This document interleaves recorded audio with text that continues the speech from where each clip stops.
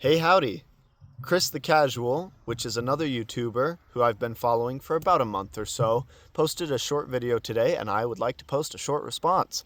The response I'd like to post is not to address his whole video, which addressed several things, and I have feelings about all of them, but I'm only going to be addressing the one subject of baptism.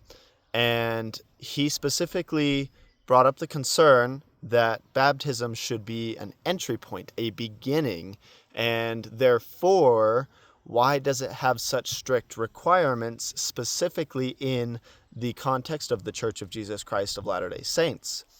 And this is a good question.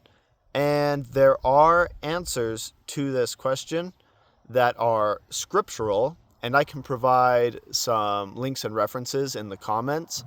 But essentially, to get to the short, quick, and dirty of it, baptism is the beginning.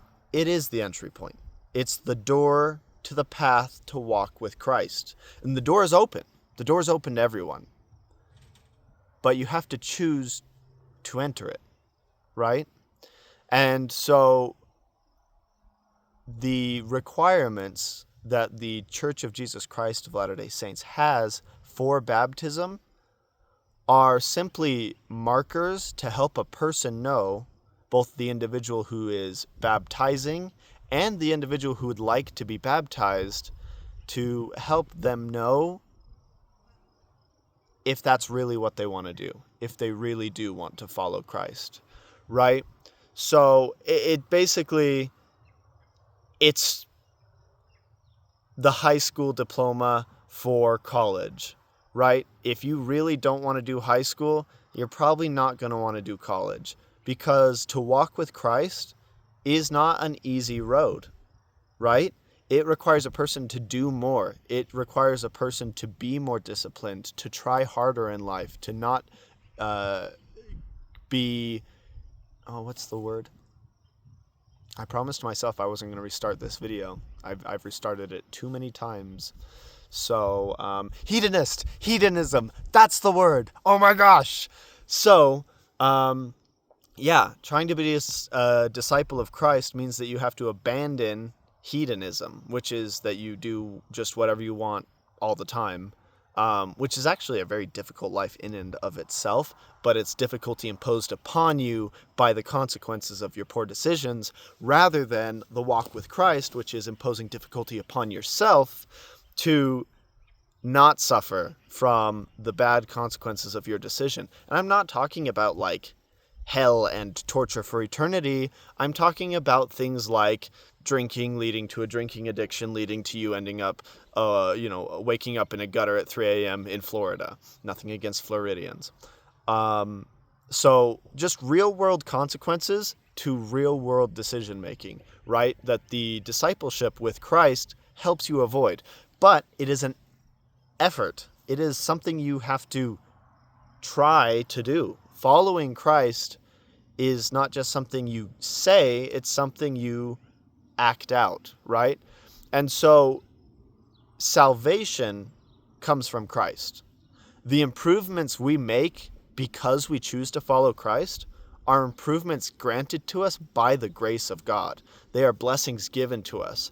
Our efforts, what we do, is really just the way we accept these gifts and blessings that Christ is offering to us. And that brings us back to baptism.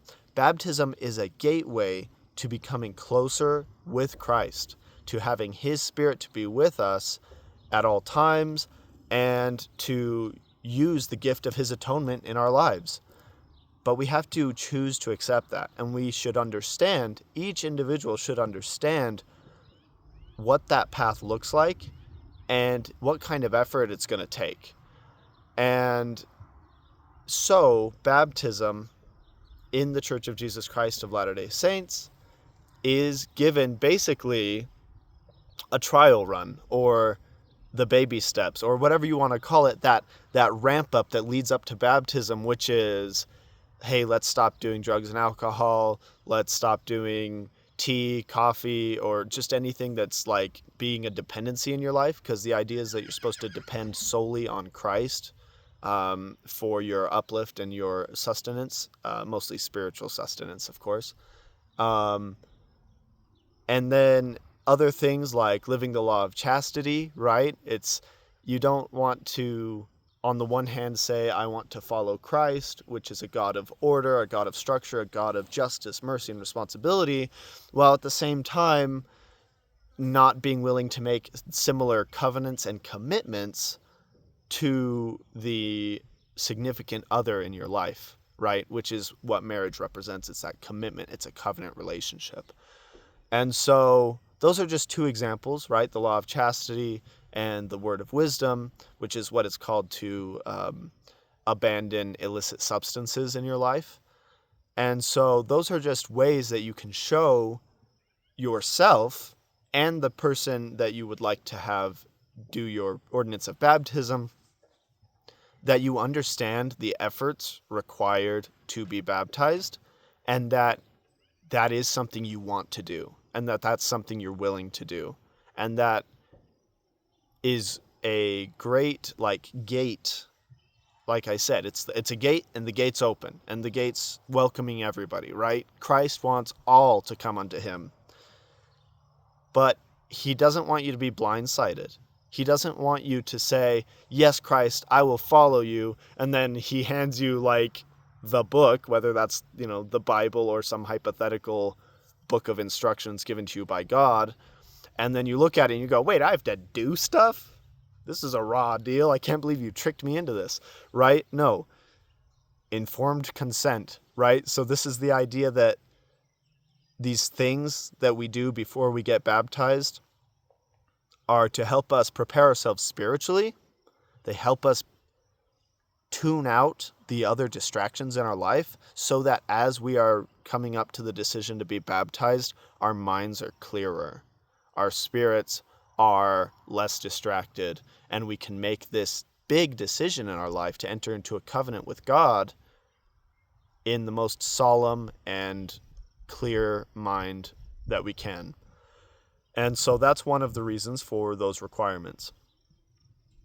The idea in baptism is not you aren't good enough to be baptized because you're sleeping around still, or you aren't good enough to be baptized because you still smoke, or you aren't good enough to be baptized because you borrow money and don't pay it back. That's not what it is. It's you as a person trying to progress in your life at whatever stage you are in life can choose to follow Christ. And here are some exercises, here are some activities that we, as the leadership of the church, have seen can reliably help a person see for themselves that they are actually ready to make further commitments with God. And that's what I would say. I don't represent the church in any official capacity. I love the restored gospel, and I just thought that this commentary might be useful to you. Sorry if I meandered, if I blabbered on. I apologize. This is not an organized or scripted video, and I plan on making some of those. I really would like to, if I could get my life together enough to sit down and write a script. I have 4 jobs right now, it's TMI. Who cares at this point? Anyway, I love you. I'm so happy for you. Bye.